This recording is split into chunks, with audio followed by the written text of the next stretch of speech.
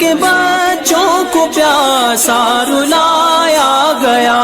جن کی گردن پہ خنجر چلایا گیا،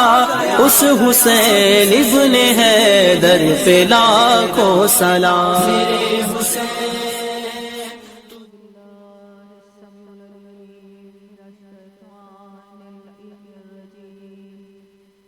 بسم اللہ الرحمن الرحیم الحمد للہ الذی لا یغیض القائلون ولا یحصی نعمہ یعدون ولا یوفی حقہ المجتہدون ثم الصلاة والسلام علی صاحب الدعوات النبویہ والصولة الحیدریہ والعصمة الفاطمیہ والحلم الحسنیہ والشجاعت الحسینیہ والعبادت السجادیہ والمعصر الباقریہ والآثار الجعفریہ والعلوم الکاظمیہ والحجاج الرزق والجواد التقویہ والنقاوة النقویہ والحیبة العسکریہ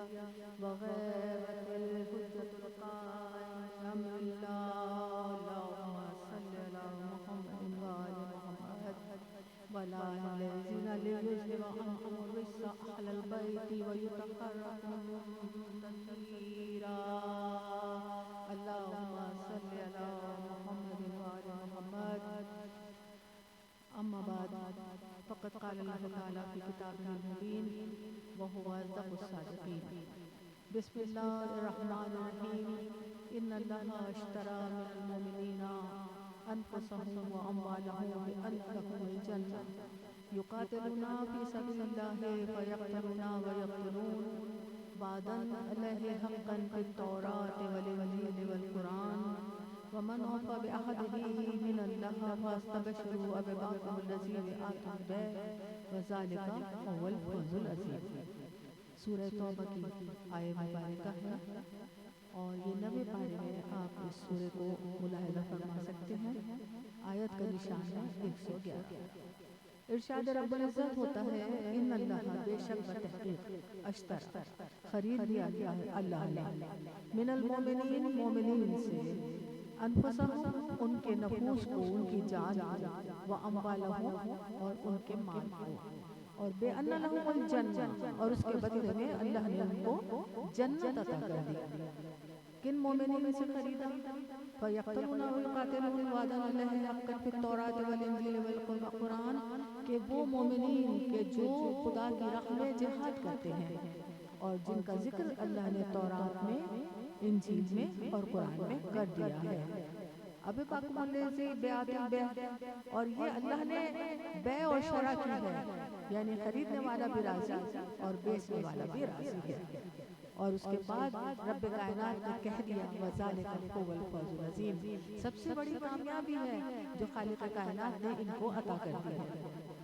اس آیت مبارکہ میں یہاں پروردگار عالم جان اور مال کو خرید رہا ہے،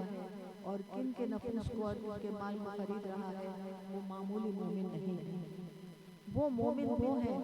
جو خدا کی راہ میں قتال کرتے ہیں، جو خدا کی راہ میں اپنی جانیں دینے سے گریز نہیں کرتے، اپنی جان مال خدا کی راہ میں قربان کرنے کے لیے اپنے قدم آگے بڑھاتے ہیں تو پیچھے نہیں ہٹتے ہیں۔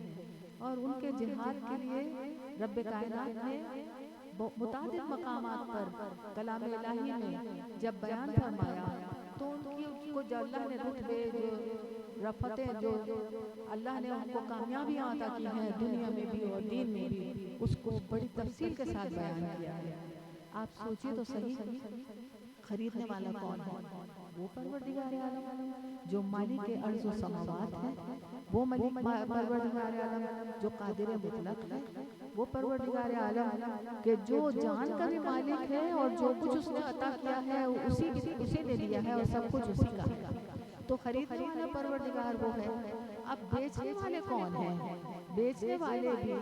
وہ ہیں کہ جن کو پروردگار عالم نے وہ درجات عطا کیے ہیں کہ وہ جو کچھ بھی جان اور مال اور جو اللہ نے ان کو نعمتیں عطا کی ہیں وہ خدا کی راہ میں خرچ کرتے ہیں۔ جس وقت ہم یہ دیکھتے ہیں تو یقیناً ہماری نظر جاتی ہے ان ہستیوں کی طرف کہ جن کے اوپر ہزار درود و سلام ہوں، جن کو پروردگار عالم نے اپنی معرفت کے لیے پیدا کیا، جن کو خالق کائنات نے وہ تمام صفات ان کی تخلیق میں ودیعت کر دی، جس کے لیے ہم ان کی عظمتوں کے سامنے اپنا سر تسلیم خم کرنے کو تیار ہیں۔ بے شک سجدہ معبودی اللہ کے لیے ہے، لیکن سجدہ تعظیمی انہی کے لیے ہے کہ جنہوں نے دین کی راہ میں اپنی جانوں کو قربان کیا، جنہوں نے دین کی راہ میں اپنے نفوس کو اور اپنے اموال کو قربان کر دیا۔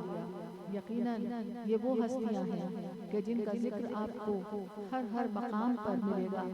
آپ کلام الہی کو پڑھ لیجئے، جہاں جہاں بھی پروردگار عالم نے ان ہستیوں کا ذکر کیا ہے، پتہ لگتا ہے کہ کیا تعریف و توصیف ان کی بیان کی ہے اللہ نے۔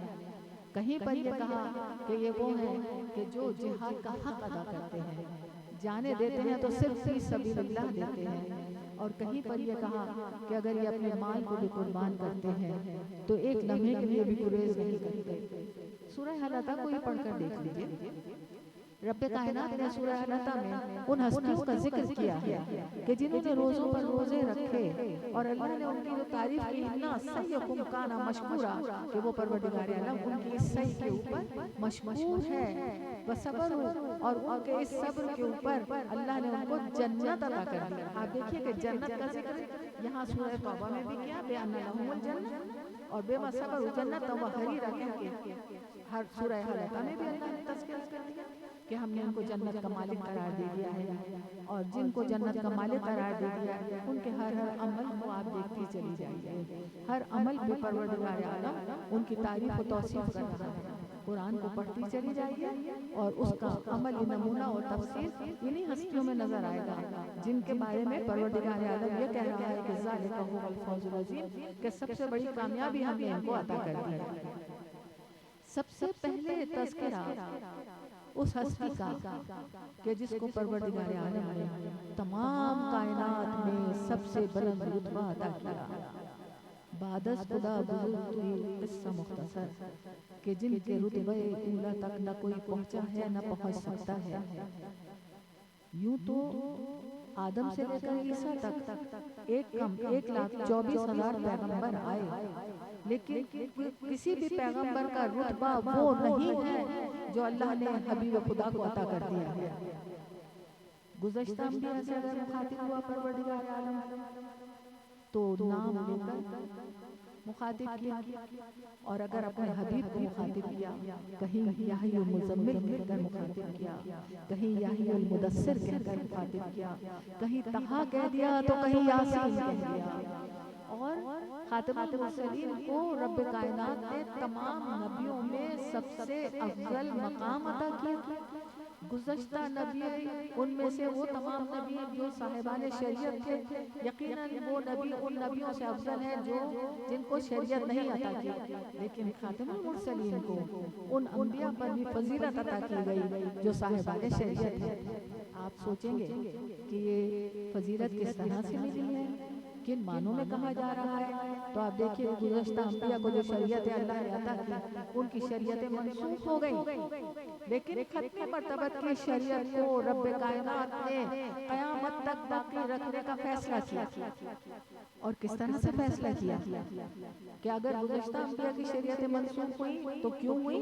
کہ ان کے پاس وارثان شریعت نہیں تھے، اور ختم مرتبت کی شریعت کو اللہ نے باقی رکھنے کا فیصلہ کیا تو جس نور سے اپنے حبیب کو پیدا کیا تھا اسی نور سے ان کو پیدا کیا جو وارثان شریعت قرار پائے، اور جن کے صدقے میں یہ شریعت قیامت تک باقی رہے گی۔ کیا اس شریعت کو باقی رکھنا اتنا آسان تھا؟ جبکہ آپ بعثت کے فوراً بعد کے زمانے کو بھی اگر ملاحظہ فرمائیں تو یہ اندازہ لگا لیں گے بڑی آسانی سے کہ رسول نے جو کار رسالت انجام دیا تھا اتنا آسان نہیں تھا، بڑی تکلیفیں اٹھائی تھیں۔ کبھی طائف میں آپ کو زخمی حالت میں دیکھا گیا، کبھی مکہ میں یہ دیکھا گیا کہ رسول کے کلمہ پڑھنے والوں کو ہر طرح سے ان پر ظلم و ستم ڈھائے گئے، کانٹوں پہ کھینچا گیا، اور ختم مرتبت نے اتنا تکلیف محسوس کی ہمیشہ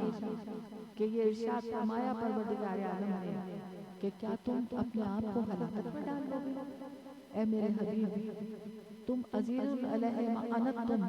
کہ تم یہ تمہاری ہدایت پہ کو نہیں سن رہے اگر تو تم اتنی تکلیف محسوس کرتے ہو. تو ختم مرتبہ نے بڑی محنتوں کے ساتھ اس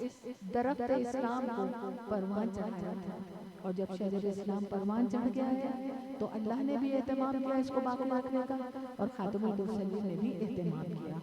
اللہ نے کس طرح اہتمام کیا کہ اپنے حبیب کی شریعت کو باقی رکھنے کے لیے وارثان شریعت پیدا کیے، اسی نور سے پیدا کیے جس نور سے مصطفیٰ کو پیدا کیا.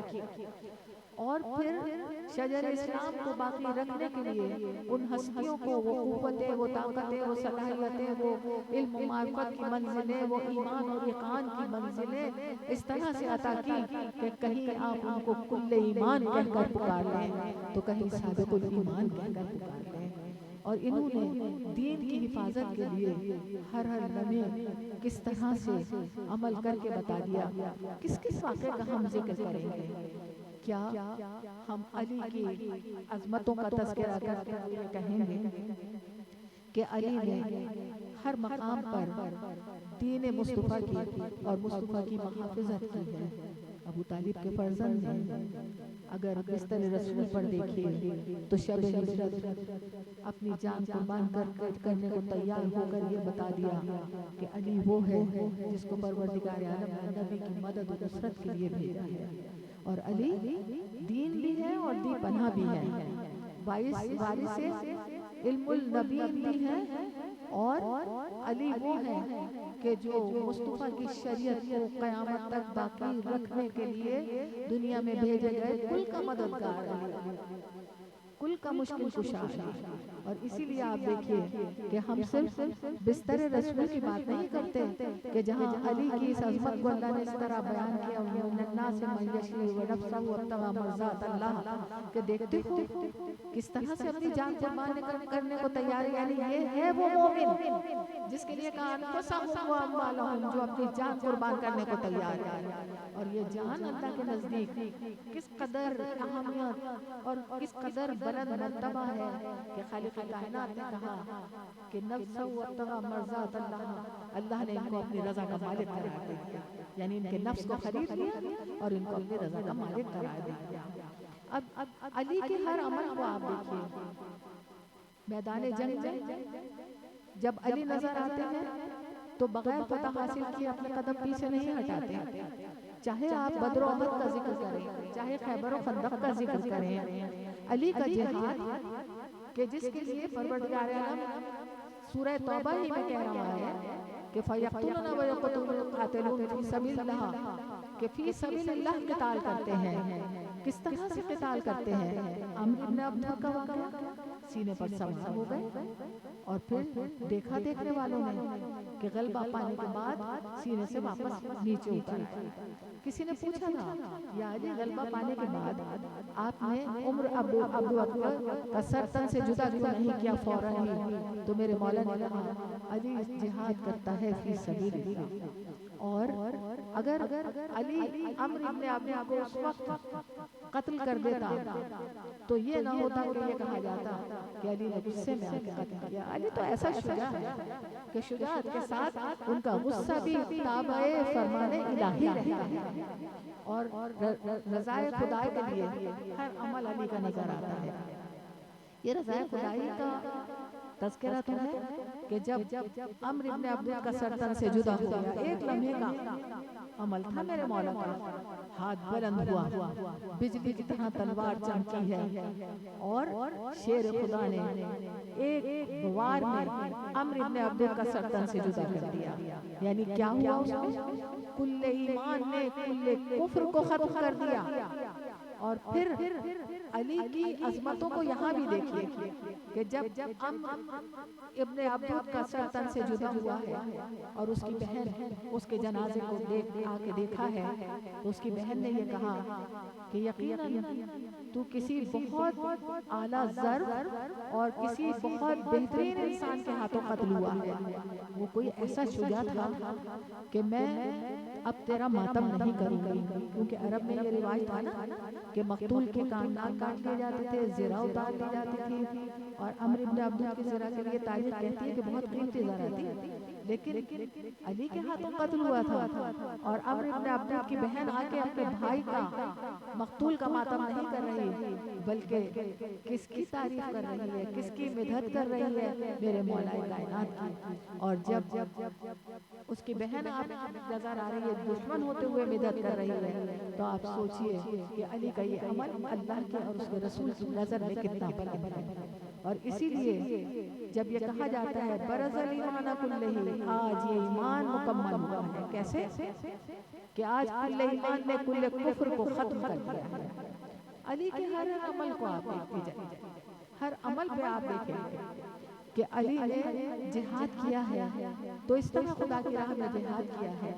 کہ غبار میدان جنگ نے اڑ کر علی کے جہاد کی گواہی دی ہے، دشمنوں کے لاشوں نے تڑپ کر علی کے جہاد کی گواہی دی ہے، مشرکین نے رو کر علی کے جہاد کی گواہی دی ہے، نبی نے ناد علی کہہ کر علی کے جہاد کی گواہی دی ہے، تو ملائکہ نے لا فتح الا علی، لا سیف الا ذوالفقار کہہ کے علی کے جہاد کی گواہی دی ہے۔ علی نے جب خدا کی راہ میں جہاد کیا ہے تو اپنے بیٹے حضرت حنفیہ سے بھی یہی کہا تھا، بیٹا جب تم خدا کی راہ میں جہاد کرنے جاؤ گے تو اپنے قدم بغیر فتح حاصل کیے پیچھے نہ ہٹانا، تمہاری نظریں دشمنوں کی صف کے آخری صف تک ہونی چاہیے، اور جب تم فتح یابی حاصل کر لو تو قدم ہمیشہ آگے بڑھاتے ہوئے دین اسلام کو فتح یابی سے ہمکنار کرنا۔ بے شک علی ایسا مجاہد ہے جس نے خدا کی راہ میں اس طرح جہاد کیا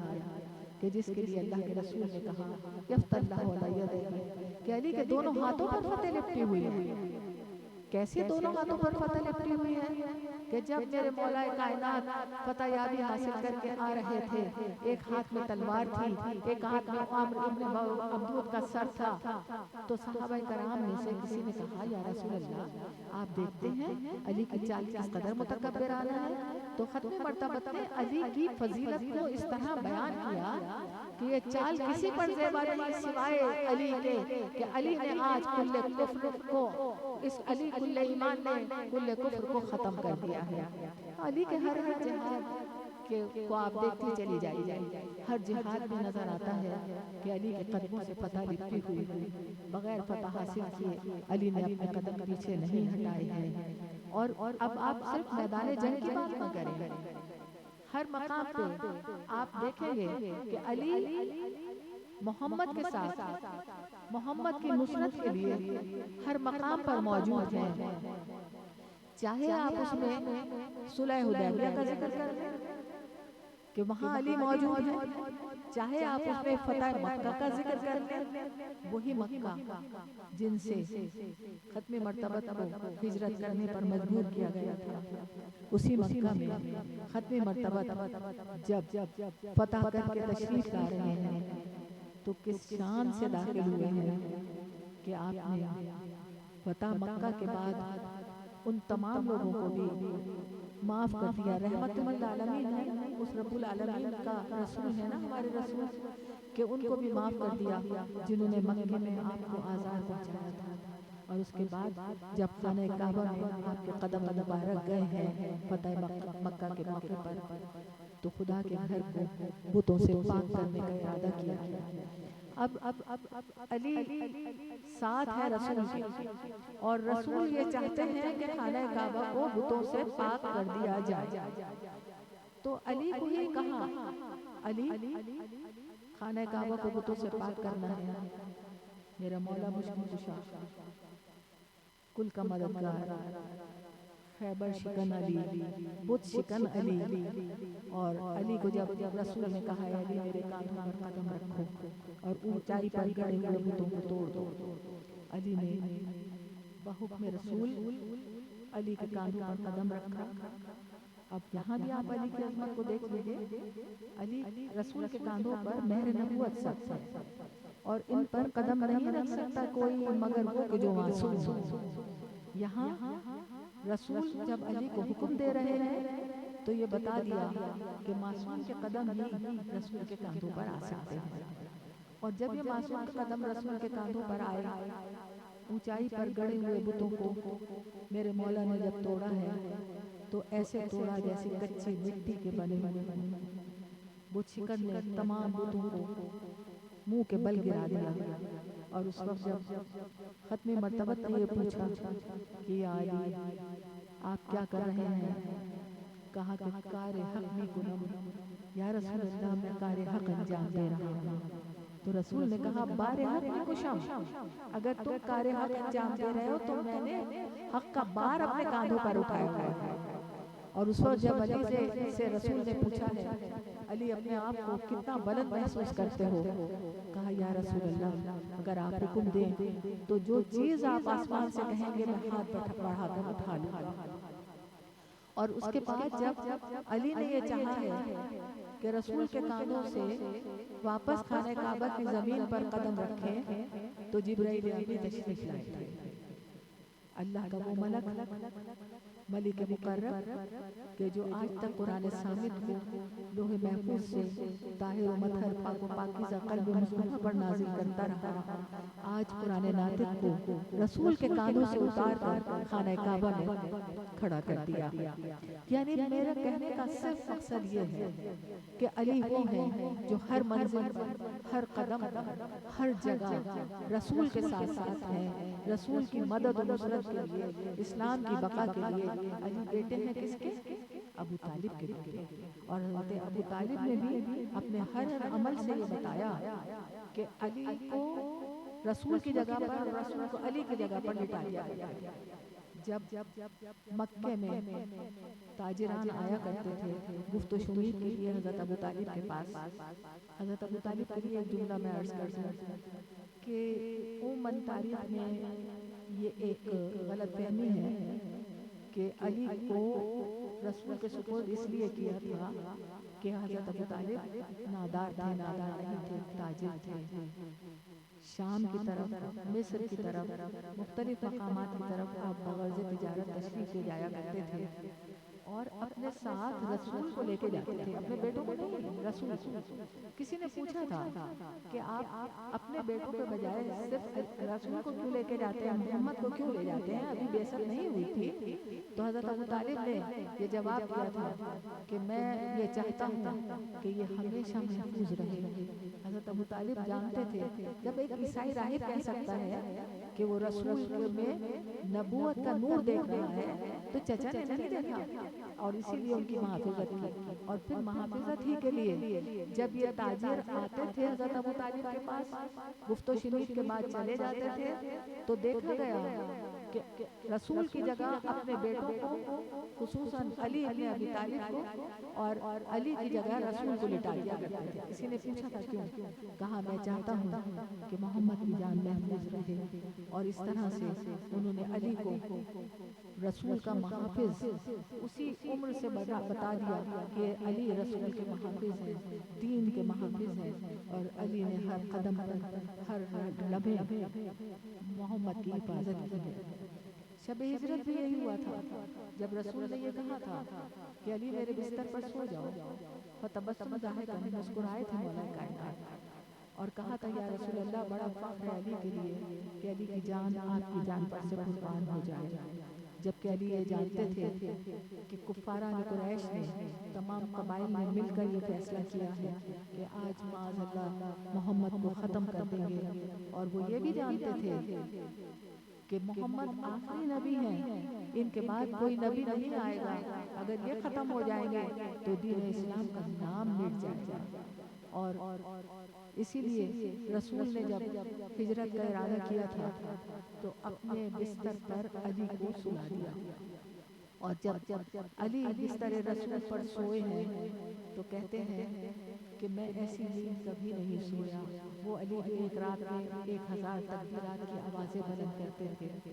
جن کی عبادتوں کے لیے ان کے فرزندوں نے، امام معصوم نے، ان کے بڑے فرزند امام حسن علیہ السلام نے بھی یہ کہا تھا کہ میں اپنے بابا کی عبادتوں کا 1000واں حصہ بھی نہیں ادا کرتا، جبکہ ان کی کنیز یہ کہتی ہے امام حسن کی کہ میرے مولا کو دن میں کھانے کی فرصت نہیں ہوتی تھی، رات کو بستر پہ سونے کی فرصت نہیں ہوتی تھی، کیونکہ وہ ہر وقت عبادت خدا بندی میں مصروف رہا کرتے تھے۔ لیکن عجز و انکساری جیسی علی میں کہ کہاں ہمیشہ میرے مولا نے کہ پروردگار عالم میں تیری عبادت کا حق ادا نہ کر سکا، میں تیری معرفت کا حق ادا نہ کر سکا، وہی عز و انکساری اولاد علی ابن ابی طالب میں پائی جاتی ہے۔ کہ اس عز و انکساری کے ساتھ عبادت امام حسن بھی کرتے تھے کہ کہتے ہیں کہ جب آپ وضو کرتے تھے رنگ زرد ہو جاتا تھا، بدن کانپنے لگتا تھا، اور کسی نے پوچھا آپ ارادہ کرتے ہیں نماز کا، آپ کا رنگ زرد ہو جاتا ہے؟ تو کہا کہ ہم اپنی عصمت کو اس کی عظمت کے سامنے انتہائی کمتر سمجھتے ہیں، اور اسی لیے ہمارا یہ حال خوف خدا میں ہو جاتا ہے۔ کیونکہ امام حسن کی ماں خاتون جنت جناب فاطمہ الزہرا سیدۃ النساء العالمین بنت رسول کا بھی یہی حال تھا۔ جب عبادت کے لیے محراب عبادت میں کھڑی ہوتی تھی، آپ کا جوڑ کانپنے لگتا تھا، آپ کا رنگ زرد ہو جاتا تھا، آپ کی آنکھوں سے اشک رواں ہو جایا کرتے تھے، اور خالق کائنات ملائکہ سے یہ کہتا تھا دیکھو میری کنیز فاطمہ کو کس طرح میری عبادت کرتی ہیں کہ میں نے ان کے دوستوں کو بھی جہنم سے نجات دے دی ہے۔ تو آپ کو اس گھرانے کا ہر فرد آپ کو اطاعت الہی میں سر تسلیم خم کیے ہوئے نظر آئے گا، اور ہر فرد آپ کو اس منزل پر فائز نظر آئے گا کہ جہاں وہ دین کی بقا کے لیے اپنی جانیں قربان کرنے سے ہرگز گریز نہیں کرتے ہیں، بلکہ اپنے قدم آگے بڑھاتے ہیں اور سبقت لے جانے کی کوشش کرتے ہیں کہ دین کو بچانے کے لیے ہم سب سے آگے نظر آئیں۔ اسی لیے اولاد علی میں آپ ہر فرد کو دیکھتی چلی جائیے کہ ہر فرد خدا کی راہ میں اپنی جانیں قربان کرنے کے لیے تیار ہے۔ اور کس طرح سے کہ اگر آپ، میں نے جیسے کہ جناب عافیہ کا ذکر کیا، میدان جنگ میں اپنے بابا کے ساتھ محفوظ ہوتے ہیں، ہمیشہ موجود ہوتے تھے، اسی طرح سے تمام جنگوں میں علی کے فرزندوں نے دین کی بقا کے لیے برابر کا حصہ لیا، اور بعد رسول بھی دین کی بقا کے لیے بڑی قربانیاں دی۔ ان تمام قربانیوں میں کس کا ذکر آپ کریں؟ اگر آپ یہ دیکھیں کہ رسول کے بعد مولا کائنات نے دین کو بچانے کے لیے اپنی جان کو قربان کیا ہے، اسی لیے تو 21 رمضان کو جب میرے مولا اس دنیا سے رخصت ہوئے ہیں، اور جب 18 رمضان کو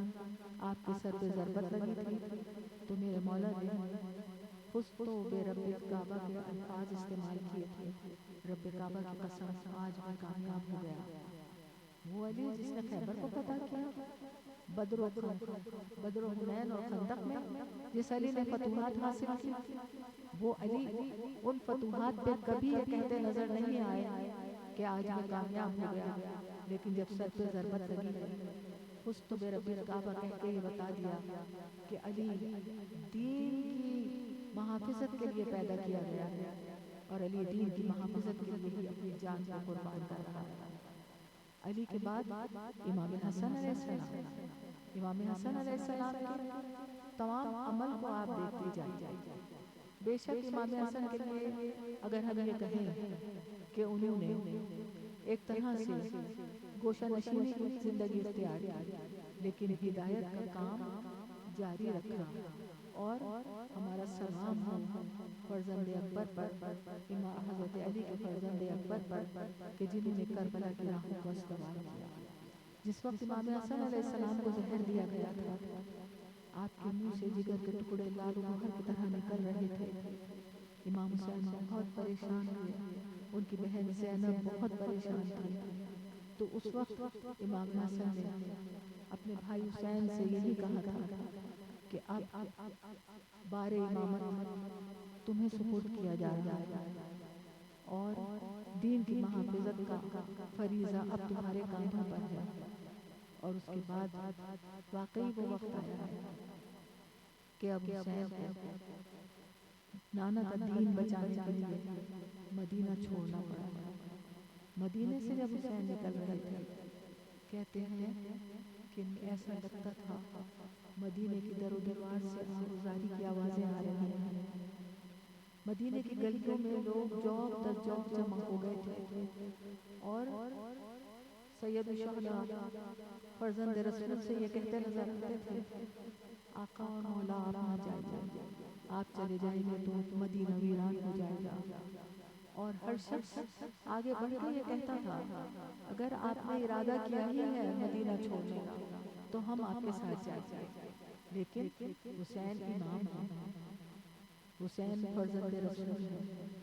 اور حسین جانتے تھے کہ میں جو مدینہ چھوڑ رہا ہوں کس بلند تر مقصد کے لیے چھوڑ رہا ہوں، اور ان میں کون نایاب روزگار ہستیاں ہیں کہ جن کا انتخاب پروردگار عالم نے کیا ہے، صرف وہی حسین کے ساتھ جا سکیں گے۔ اسی لیے تو آپ دیکھیے حسین نے مدینہ چھوڑا، عبداللہ ابن جعفر طیار نہیں جانا تھا ساتھ، ان کو اللہ نے بخار میں مبتلا کر دیا۔ جناب حنفیہ ان کو مدینے میں حضرت امام حسین نے چھوڑا کہ آپ یہاں پر موجود رہیں گے، اور اپنے ساتھ لے کے چلے ہیں تو کس کس کو لے کے چلے ہیں؟ اپنی بہن زینب سے جب کہا ہے سفر تیاری کرو، اور سفر تیاری شروع ہوا ہے تو کون کون ہے جو حسین کے ساتھ جا رہا ہے؟ حسین کے ساتھ زینب جا رہی ہے، ام رباب جا رہی ہے، ام لیلہ جا رہی ہے، ایک چھوٹی بیٹی ان کی سکینہ جا رہی ہے، ایک ننھا سا بچہ جو ابھی چند دن کا تھا علی اصغر وہ ساتھ جا رہا ہے، اور زینب نے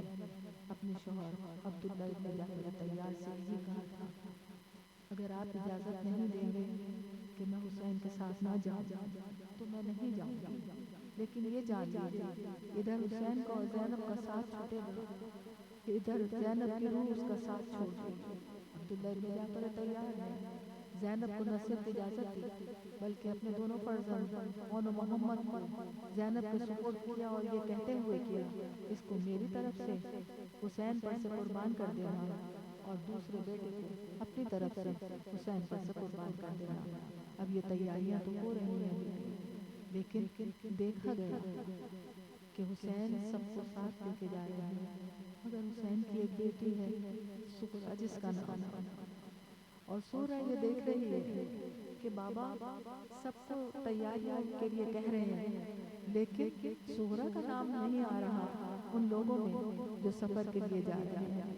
سغرا آگے بڑھی تھی اور آ کے اپنے بابا سے کہا تھا، بابا آپ جانتے ہیں کہ سغرا آپ کی زیارت کیے بغیر ایک دن بھی زندہ نہیں رہ سکتی، بابا اگر آپ یہ سمجھتے ہیں میں بیمار ہوں تو سغرا آپ سے نہ پانی مانگے گی نہ دوا مانگے گی، اگر آپ کہیں گے سواری نہیں ہے جگہ نہیں ہے تو میں اماں فضہ کے ساتھ اونٹ پر بیٹھ جاؤں گی، لیکن مجھے اپنے ساتھ لے چلیے۔ اور جب حسین نے جواب دیا تھا تو جانتے ہیں کیا جواب دیا تھا؟ کہا سغرا میں جا رہا ہوں خدا کی راہ میں جہاد کرنے کے لیے، میں دین مصطفیٰ کو بچانے کے لیے جا رہا ہوں، میں جنگ کرنے کے لیے نہیں جا رہا، لیکن میں یہ جانتا ہوں کہ وہاں پر فاطمہ زہرا کا بھرا گھر تاراج کر دیا جائے گا، اور جب نہ تمہارا بھائی علی اکبر رہے گا، نہ تمہارا بھائی قاسم رہے گا، نہ تمہارے چچا عباس دلاور رہیں گے، ارے میرے تمام اصحاب، میرے تمام دوست خدا کی راہ میں جانے دینے والے اپنی جانیں قربان کر لیں گے، تو پھر تمہاری ماں کو، پھپھیوں کو، تمہاری بہن کو، تمہارے بھائی سید سجاد کو قیدی بنا کے لے جایا جائے گا، اور ان کے سروں پر ردائیں نہیں ہوں گی، یہ در بدر درباروں اور بازاروں میں لے جائے جائیں گے۔ اور پھر بی بی سغرا سے جو بات کہی ہے تو سغرا نے اپنے بابا کے حکم کے آگے سر تسلیم خم کر دیا، کہا تم سکینہ کی طرف دیکھو، یہ زینب کی ہم شکل ہے، اور زینب اپنی نانی جناب خدیجہ کبریٰ کی ہم شکل ہے، کہا کہ سکینہ بھی قیدی بنا کے لے جائی جائے گی، لیکن سغرا تم میری ماں خاتون جنت بنت رسول کی ہم شکل ہو، میری ماں وہ ہے کہ جس کا جنازہ شب کی تاریکی میں نکلا تھا، تو میں کیسے یہ گوارا کر سکتا ہوں کہ سغرا جو میری ماں کی ہم شکل ہے وہ بیریدان درباروں اور بازاروں میں لے جائی جائے. غرض یہ کہ سغرا نے اپنے سر تسلیم کو خم کر لیا تھا. قافلہ روانہ ہوا. مدینے سے چلا ہے. حسین نے حج کا ارادہ کیا. مکے کی طرف پہنچے ہیں. آپ کو جب یہ اطلاع ملی کہ یزید نے یہ ارادہ کر لیا ہے کہ حج کے دوران حسین کو یہیں پر قتل کر دیا جائے, کسی کو پتہ بھی نہیں چلے گا کہ کیوں ہوئے اور کب ہوئے, تو حسین نے حج کو عمرے سے بدل دیا اور روانہ ہوئے. کوفیوں نے بہت خط لکھے تھے, مولا کوفے آ جائیے, ہم آپ کے ہاتھ پہ بیعت کرنے کو تیار ہیں, اور امام ہے ہمارا مولا. آپ نے حضرت مسلم کو اپنا سفیر بنا کے کوفے بھیجا تھا. اور تاریخ میں اٹھا کے پڑھ لیجئے, مقاتل میں پڑھ لیجئے, واقعہ کربلا کو پڑھ لیجئے, تاریخ اسلام میں آپ دیکھ لیجئے کہ تحریر ہے کہ حضرت مسلم کے ساتھ کوفے میں کیا سلوک کیا گیا, کس طرح ان کو شہید کیا گیا, اور ان کے ننھے ننھے 2 بچوں کو کس طرح سے کوفے میں در بدر پھرنے پر مجبور کر کے بالآخر ان کو بھی دونوں معصوم بچوں کو شہید کر دیا گیا. بیبیوں, حضرت مسلم کے بڑے بلند مقام ہیں, سفیر امام حسین علیہ السلام ہیں, اور اسی لیے آپ یہ دیکھتی ہیں کہ جہاں مجلس ہوتی ہے وہاں پر سنت حضرت مسلم ابن عقیل موجود ہے. کیا سنت ہے؟ کہ جس وقت حضرت مسلم کا سر تن سے جدا کیا جا رہا تھا تو آپ نے رخ کیا تھا حضرت امام حسین کا تصور کر کے اس طرح اور کہا تھا السلام علیکہ یا ابن رسول اللہ. اسی لیے آپ دیکھیے کہ ہم ہر مجلس میں سلام کرتے ہیں, یہ سنت حضرت مسلم, اور حضرت مسلم نے اپنی جان کو قربان کر دیا تھا. اب یہ قافلہ کربلا کی طرف چلا تھا, لیکن راستے میں حور نے راستہ روکا. ساقی کوثر کے بیٹے نے یہ دیکھا کہ حور کا لشکر پیاسا ہے, اور میرے مولا یہ جانتے تھے کہ حور یزید کے لشکر کو لے کے کربلا کی طرف جا رہا ہے, اور حضرت امام حسین کو اس نے ہی یہ مجبور کیا کہ حسین کسی اور طرف نہ جا سکے. بے دشت و بے گہا بے آب صحرائے کربلا کی طرف حسین کو اور ان کے ساتھ آنے والوں کو اس طرف جانے پر مجبور کیا جائے. حسین تو خود بھی جانتے تھے کہ مجھے دشت نوا میں پہنچنا ہے, وعدہ طفلی پورا کرنا ہے, اور یہ بھی جانتے تھے کہ حر کس ارادے سے راستہ روک رہا ہے. لیکن جب حر کے لشکر کو پیاسا دیکھا تو عباس دلاور کو بلایا, اپنے بیٹے علی اکبر کو بلایا اور کہا کہ پانی کا جو ذخیرہ ہمارے پاس ہے اس سے حر کے لشکر کو سیراب کر دو. ساقی کوثر کے بیٹے عباس دلاور نے بھی اور علی اکبر نے بھی حر کے لشکر کو سیراب کیا. بلکہ میرے مولا رحمان الرحیم, کیسے رحمان الرحیم, کیسے مولا کو پروردگار عالم نے وہ دل عطا کیا ہے کہ دشمنوں کے ساتھ بھی آپ نیک سلوک کر رہے ہیں. یہ کہا کہ اس کے جانوروں کے آگے پانی رکھ دیا جائے, اور جب تک جانور 2 دفعہ منہ نہ ہٹائیں پانی کو نہ ہٹانا.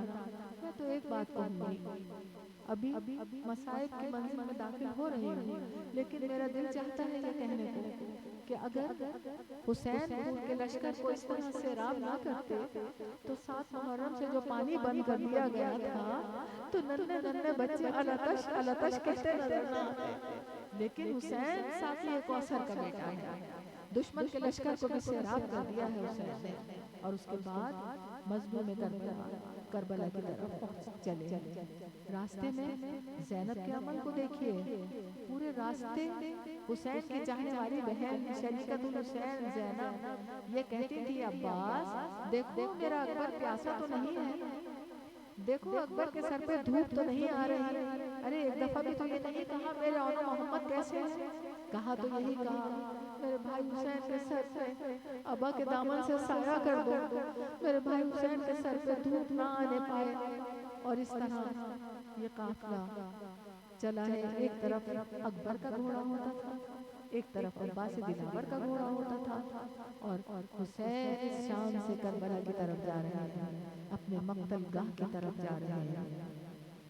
کربلا میں وارد ہوئے، خیمے نصب کیے گئے، اور اس کے بعد جب 3 محرم کو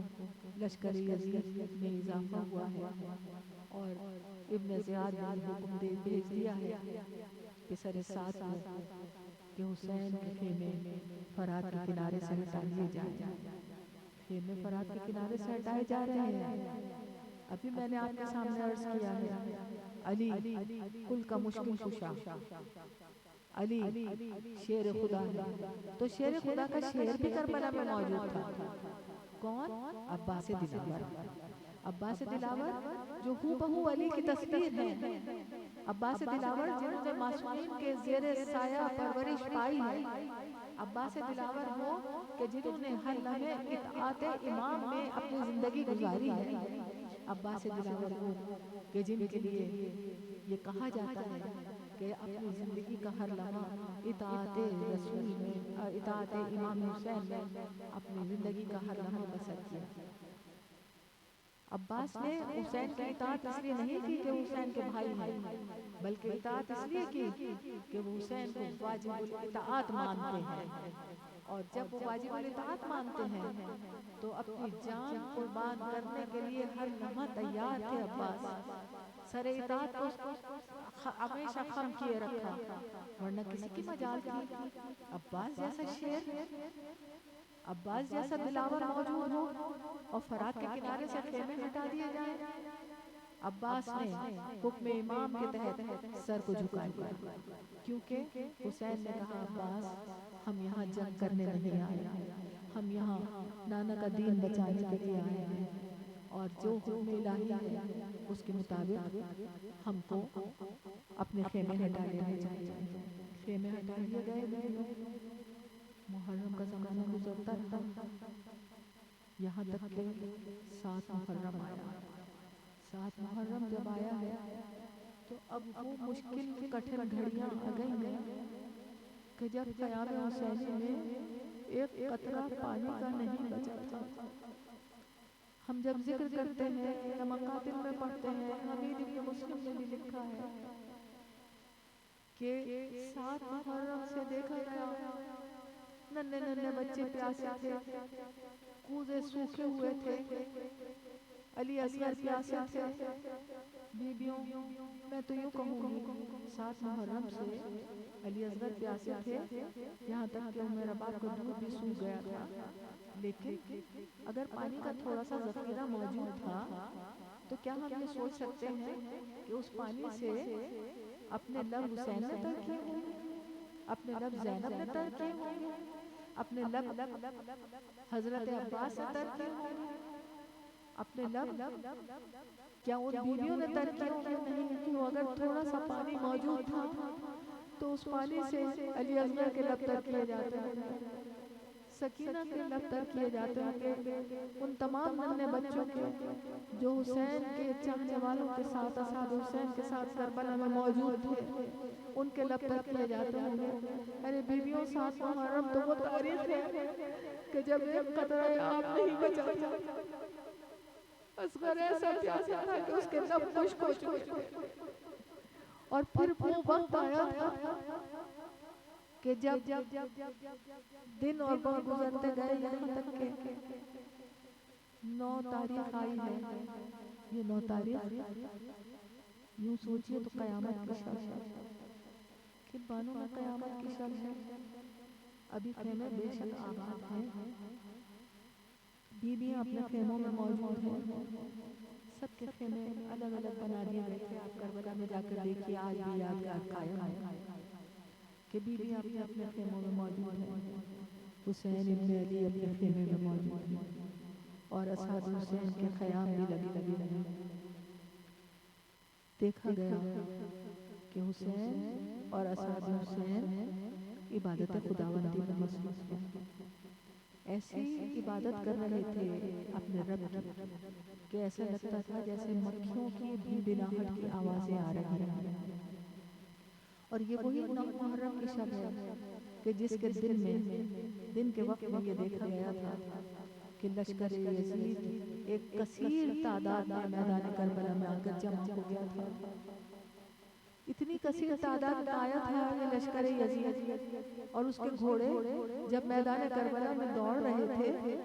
تو اس قدر خاک ہو رہی تھی کہ ہاتھ سجھائی نہیں دیتا تھا. اور اسی شب پسر سعد نے یہ ارادہ کیا تھا کہ حسین سے جنگ کی ابتدا کر لی جائے. حسین کے طرف کے خیموں کی طرف تیر برسائے جائے. اور جس وقت مظلوم کربلا نے پسر سعد کے اس ارادے کو بھانپا تو عباس دلاور سے کہا تھا عباس جاؤ اور پسر سعد سے کہو کہ ہمیں 1 رات کی مہلت دے دے. کیا حسین 1 رات اور جینا چاہتے تھے؟ نہیں، وہ 1 رات عبادت کے لیے بھی مانگ رہے تھے اور اتمام حجت کے لیے بھی مانگ رہے ہیں کہ حسین چاہتے ہیں کہ دین مصطفیٰ باقی رہے. اور اسی لیے عباس کو حکم دیا آپ ذرا سے دیر کو سوچیے تو صحیح. عباس جیسا جری، عباس جیسا دلاور، اور یہ جا کر کہے کہ 1 دن کی مہلت دے دو. کہتے ہیں کہ جس وقت عباس چلے تھے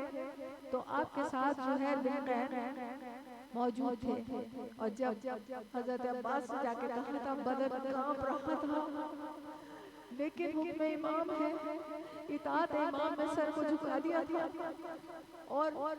جب 1 رات کی مہلت لے کے واپس آ رہے تھے تو ذوالقرنین نے یہ کہا کہ کیا یہ علی کا وہی فرزند ہے جس کی تمنا علی نے کی تھی اور کہا تھا پروردگار مجھے ایسا بیٹا دے کہ جو شیر خدا کا شیر کہلائے اور جو نبی کے نواسے کی حسین کی محبت کرے. یہ سننا تھا کہ عباس دلاور نے اپنے گھوڑے کو روک لیا تھا اور ایک دفعہ یہ کہا کہ مجھے میرا آقا اجازت تو دے دے کہ میں اگر صبح ہونے سے پہلے کوفے کے دارالامانہ تک حسین کے نام کا جھنڈا نہ لہرائے تو میرا نام عباس نہیں. کہتے ہیں کہ اس وقت حسین فوراً پہنچے تھے. عباس کے گلے میں باہی ڈال کر کہا تھا عباس حکم الہی یہی ہے کہ ہم اس امتحان میں سرخرو ہو کر گزرے. غرض یہ کہ یہ رات جب آئی ہے یعنی جس کو ہم شب عاشور بھی کہتے ہیں، بیویاں اپنے خیموں میں کس طرح بیٹھی ہیں. کربلا میں خواتین کی ہمت، ان کا صبر، دین سے ان کی محبت کو بھی تو آپ دیکھیے. بیویاں جانتی ہیں کہ صبح جب طلوع ہوگی تو ہمارے سر سے ہمارے وارثوں کا سایہ اٹھ جائے گا، ہماری گودیں خالی ہو جائیں گی. لیکن یہ کیسی باہمت خواتین تھیں، یہ کیسا جگر رکھنے والی مائیں تھیں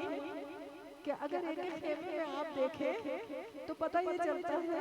کہ زینب اور محمد سے یہ کہتی نظر آ رہی ہے کل سب سے پہلے تم اپنی جان اپنے ماموں کی جان پر سے قربان کر دینا، میرے نانا کے دین کو بچا لینا. اور محمد سے یہ کہتی نظر آ رہی ہے. اگر ام لیلہ کے خیمے کی طرف رخ کریں تو ہم شبیہ پیغمبر علی اکبر حسین کے فرزند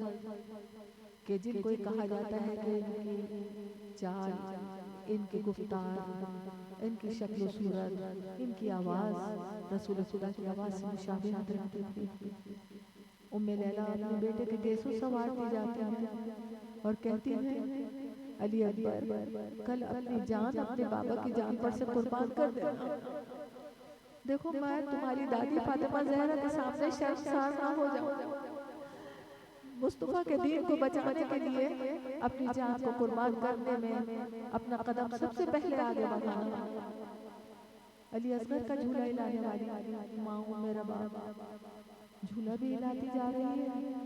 اور یہ کہتی جا رہی ہے علی اصغر تو وہ مجاہد ہے کہ جو تلوار اٹھانے کے قابل نہیں ہے لیکن میدان جنگ میں جائے گا تو کیسے جائے گا. علی اصغر خدا کی راہ میں قربانی دینا چاہتی ہوں. غرض یہ کہ ہر ماں اس بات کی متمنی ہے کہ کل ہمارا لال سب سے پہلے قربان ہو جائے. شب عاشور ہی کا ذکر ہے کہ بی بی زینب حضرت امام حسین کے خیمے کی طرف تشریف لے کے گئی ہے اور حسین اپنے مقام سے کھڑے ہوئے ہیں، بہت محبت کرتے تھے بہن بھائی دونوں ایک دوسرے سے، اور اس وقت میرے مولا کے منہ سے اِنَّ لِلَّهِ وَإِنَّا إِلَيْهِ رَاجِعُونَ نکلا۔ پوچھا زینب نے بھیا یہ آپ نے اِنَّ لِلَّهِ وَإِنَّا إِلَيْهِ رَاجِعُونَ کیوں کہا؟ کہ زینب کل فیصلے کا دن ہے، کل نانا کا دین بچانے کے لیے ہمیں بہت بڑے امتحان سے گزرنا ہے۔ اور جب زینب نے کہا کہ بھیا اگر کوئی نہ بچے گا جیسا کہ آپ کہتے ہیں تو ہمیں کس کے سپرد کیا؟ کہا زینب میں نے تم کو اللہ کے سپرد کیا، اور تمام وہ بچے جو یتیم ہو جائیں گے، وہ بیویاں جن کے سروں پر وارثوں کا سایہ نہیں رہے گا، ان کو تمہارے سپرد کیا۔ اور زینب کو جو ہم شریکت الحسین کہتے ہیں نا، یہ جو بی بی زینب شریکت الحسین کے نام سے قیامت تک پکاری جاتی رہیں گی، اس کے لیے آپ اس توجیہ کو دیکھیے کہ جب صبح عاشور نمودار ہوئی تھی اور حسین صبح عاشور میں صبح سے لے کر خدا کی راہ میں ایک ایک قربانی کو پیش کرتے چلے گئے تھے، وہ وقت آیا تھا کہ جب حسین کے اصحاب اپنی جانیں قربان کر چکے تھے، حسین کے ساتھی اپنی جانیں قربان کر چکے تھے، حر دلاور بھی لشکر یزید کو چھوڑ کر حسین کے قدموں میں آ کر جھک گیا تھا، اور فرزند رسول نے اس کو سینے سے لگا کے کیسے قریب ہے حسین یہ کہا تھا کہ تو حر ہے، یعنی تو آج بھی آزاد ہے، کل بھی آزاد ہے، تو حر بھی اپنی جان خدا کی راہ میں قربان کر چکا تھا۔ حبیب ابن مظاہر اور تمام اصحاب حسین جون اپنی خدا کی راہ میں اپنی جان قربان کر چکے تھے، اور حسین نے ان قربانیوں کی عظمتوں کو کربلا کے میدان میں کس طرح واضح کر دیا تھا۔ جس وقت جون نے اپنی جان قربان کی ہے اور حسین کے قدموں میں اس دنیا سے رخصت ہونے لگے تھے تو کہا کہ آقا میں سیاہ ہوں، میرا خون بدبودار، میں جب اس دنیا سے رخصت ہو رہا ہوں تو کیا میرا خون بدبودار ہے؟ تو میرے مولا نے کہتے ہیں کہ دعا کی اسی وقت، اور وہ دعا اس طرح قبول ہوئی کہ جس وقت تمام شہداء کے لاشیں پڑے ہوئے تھے، ان شہداء کے لاشوں میں سے جو معطر خوشبو آ رہی تھی، وہ خوشبو کس کی خوشبو تھی؟ جو تمام شہداء کے لاشوں کی معطر خوشبو سے آگے اور غالب نظر آ رہی تھی، وہ جون کی خون کی خوشبو تھی۔ غرض یہ کہ صبح سے لے کر میرا مظلوم، میرا امام، 3 دن کا بھوکا پیاسا امام صبح سے لے کر وقت عصر تک لاشیں اٹھاتا رہا ہے۔ اگر حر کا لاشا گرا ہے تو حسین خود گئے ہیں، حالانکہ ابھی عباس موجود تھے، علی اکبر موجود تھے، لیکن حسین خود جاتے تھے۔ جون کا لاشا خود اٹھایا ہے، حبیب ابن مظاہر کا لاشا خود اٹھایا ہے، ہر لاشا پہ حسین خود پہنچے ہیں، اور شریکت الحسین زینب نے ان لاشوں پر ماتم کیا ہے۔ اور اس کے بعد جب کوئی نہ بچا، اصحاب حسین، انصاران حسین اپنی اپنی جانیں خدا کی راہ میں قربان کر چکے، اور اس وقت یہ دیکھا گیا کہ اب حسین نے جو قربانیاں دینی شروع کی ہیں، کہیں قاسم کا لاشا اٹھاتے نظر آ رہے ہیں۔ قاسم ابن حسن کہتے ہیں ایسا چہرہ قاسم ابن حسن کا تھا کہ جب امام حسن کا فرزند میدان کربلا میں پہنچا تھا تو لشکر یزید کے سپاہیوں نے آپس میں کہا تھا یہ کس کا چاند ہے کہ کربلا کا میدان روشن ہو گیا، اور اتنے کمزور تھے حضرت قاسم اس وقت کہ آپ کے پاؤں رکعت تک نہیں پہنچتے تھے۔ ارے حضرت قاسم تھوڑے سے تو حسین کو پکڑنے کے بجائے بچپن کی ادا تھی اماں بہت رہی ہے اماں جان میری مدد کو آئیے. اور قاسم جب گھوڑے سے گرے ہیں ابھی ان کی روح اور جسم کا تعلق باقی تھا, زندہ تھے. لشکر یزید میں کھلبلی مچ گئی کس لیے کہ قاسم گھوڑے سے گرے, حسین نے اپنے جگر کو تھام لیا اور گنج شہید کی طرف روانہ ہوئے.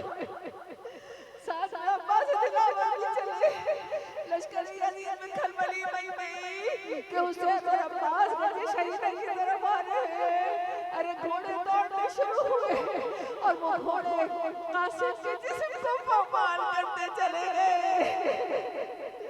جب حسین قاسم کے پاس پہنچے ہیں اور یہ دیکھا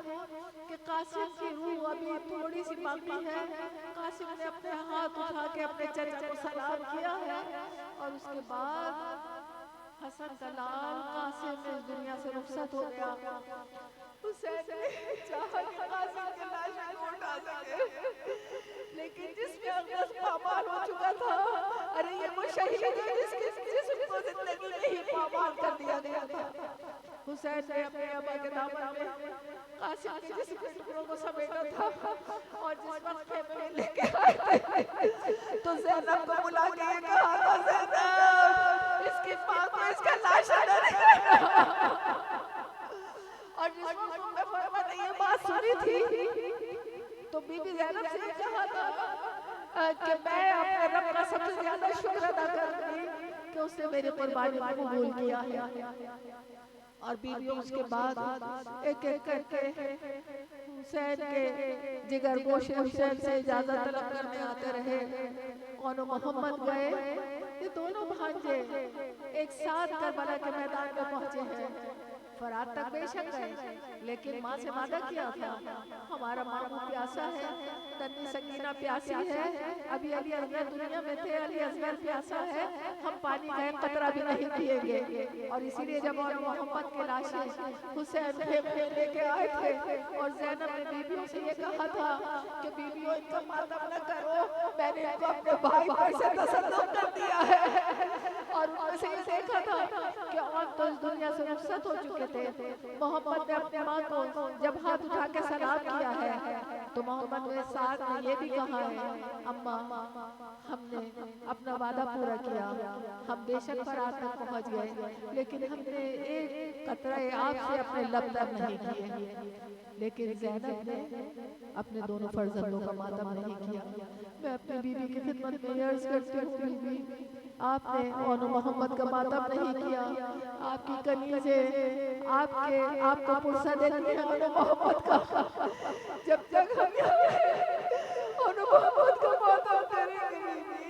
آپ کو پرسہ دیتے ہیں کہ آپ نے اپنے دو فرزند قربان کر دیے لیکن نہ علی اکبر کو بچا سکی نہ حسین کو بچا سکی. غرض یہ کہ پھر وہ وقت آیا کہ جب علی اکبر نے آ کے اپنے بابا سے کہا ہے, بابا اب مجھے اجازت دیجیے. حسین نے علی اکبر کی طرف دیکھا. علی اکبر جب مجھے اپنے نانا یاد آتے تھے میں تمہارا چہرہ دیکھتا تھا, جب میرا اپنے نانا کی آواز سننے کو نہیں چاہتا تھا میں تم سے بات کرتا تھا. علی اکبر تمہیں فجر کی نماز کے وقت روز عاشورہ جو آزاد کا حکم دیا تھا اسی لیے کہ میں یہ چاہتا تھا کہ لشکر یزید کو تمہاری آواز سن کر یاد آ جائے کہ یہاں کوئی اور نہیں ہے, مصطفیٰ کا خاندان ہے,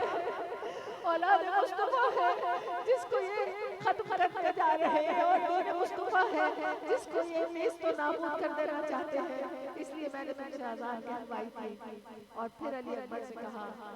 علی اکبر میں نے تم کو اجازت دینے کے لیے یہ مشورہ ہے میرا کہ تم اپنی پھوپھی زینب کے پاس جاؤ. زینب کی دعا سے تم پیدا ہوئے تھے اور تمہاری پھوپھی زینب تم سے بہت محبت کرتی تھی. ایک مرتبہ میں نے رات کو دیکھا کہ تمہارے جھولے پر کوئی جھکا ہوا ہے, آگے بڑھ کے دیکھا تو تمہاری پھوپھی زینب تھی اور وہ کہہ رہی تھی میں اپنے علی اکبر کی چاند سے چہرے کو دیکھ رہی ہوں. جب یہ میرا بیٹا 18 سال کا ہو گیا میں اس کا بیاہ کروں گی. تمہاری پھوپھی نے تم کو بہت محبت سے پالا ہے, اپنی پھوپھی سے اجازت لے کے آؤ. علی اکبر گئے تھے اور زینب سے اجازت لی. اس کے بعد جب خیمے سے باہر آئے تھے تو دیکھا حسین نے علی اکبر کا چہرہ مثل آفتاب و مہتاب روشن نظر آ رہا ہے. علی اکبر نے اپنے بابا سے رخصت لی اور گھوڑے پر سوار ہوئے. تھوڑی دیر میں دیکھا کہ حسین پیچھے پیچھے آ رہے ہیں. پوچھا ماما میں تو اجازت لے کے آیا تھا, آپ میرے پیچھے کیوں آ رہے ہیں؟ علی اکبر تیرے سینے میں باپ کا دل نہیں ہے. جب باپ کو یہ پتا ہو کہ جوان بیٹا موت کے منہ میں جا رہا ہے تو اس کے دل میں کیا گزرتی ہے. ارے پیچھے پیچھے گئے مگر بیٹوں وہ وقت آیا کہ جب میں لیلا کے چاند کے سینے میں برچھی بے مست ہوئی, گھوڑے سے گرے ہیں یا بنا ہوا دیکھنی. حسین پہنچے کہ شہیدہ میں کس حال میں اپنے کڑیل جوان بیٹے کو دیکھا خاک پر ایڑیاں رگڑ رہا ہے. حسین نے چاہا کہ اکبر کے لاشیں کو اٹھائیں, اور جس وقت حسین نے ان سے کہا کہ علی اکبر بابا کے سینے میں باہر ڈال دو, بوڑھا باپ ہے کیسے جوان لاشوں کو اٹھائے گا. علی اکبر نے سینے کی طرف نظر کی. حسین نے دیکھا سینہ علی اکبر میں برچھی پیوست ہے, اور حسین نے علی اکبر کے سینے سے وہ برچھی نکالی. پھر بھی وہ وقت آیا کہ علی اکبر بھی فدیہ راہ خدا بنا دیے گئے. ایک قطرہ آپ کے سوال میں نہ عباس رہے نہ علی اصغر رہے, کوئی نہ رہا. حسین یکو تنہا رہ گئے. ایک مرتبہ خیموں کی طرف رخ کر کے کہا کل تک کے خیمے آباد تھے, آج حسین کا کوئی آمر و مددگار. ارے کہتے ہیں کہ شہیدہ میں شہدہ کے لاشیں تڑپنے لگے. حلقہ بعیدہ سے آواز آئی فرزند رسول ہمارا رب ہمیں اجازت دے تو ہم ہر بار اپنی جان آپ کی جان پر سے قربان کر دے. مگر ہائے وقت عصر قیامت کا وقت, حسین خدا کی راہ میں جان قربان کر رہے ہیں. سجدہ آخر ادا کیا ہے اور سر تن سے جدا کر کے نیزے پر بلند کر دیا گیا. جن کو بیٹھے بٹھائے ستایا گیا, جن کے بچوں کو پیاسا رلایا گیا, جن کی گردن پہ خنجر چلایا گیا,